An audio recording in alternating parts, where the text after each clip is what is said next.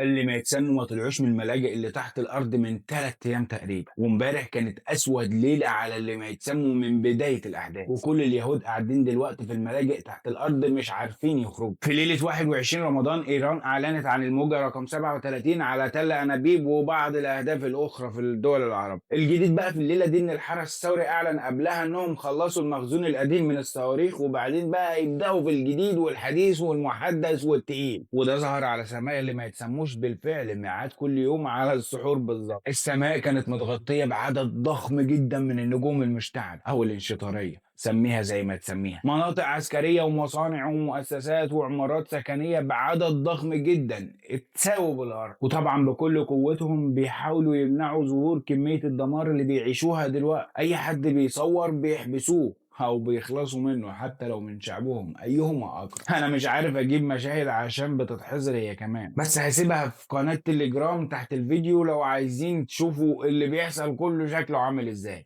المهم ان فعلا التاريخ بيعيد نفسه، واللي ما يتسموا بينتهوا دلوقتي بشكل تدريجي. مواطنين بيهربوا من بدري ودلوقتي هيهربوا بمجرد اتاحة الفرصة، ده غير ان الجيش بتاعهم استنزف بنسبة كبيرة جدا في المدعكة اللي بيعيشوها من اكتر من سنتين وختمت بإيران. وخد عندك مليون سبب يأكدوا لك انهم بالفعل مش هيعدوا عمهم التمانين زي ما قال التاريخ وزي ما قال المؤرخين والمثقفين. والاهم والمهم ان القارة هتتعاد عليهم وربنا هيخزيهم زي ما حصل قبل كده، وبعون الله المسجد الأقصى يتفتح أبوابه على مصراعيهم والمسلمين يرجعوا يصلوا في المسجد الأقصى من جديد. لو وصلت لحد هنا ما تنساش تعمل فولو لايك وشير وتسلم.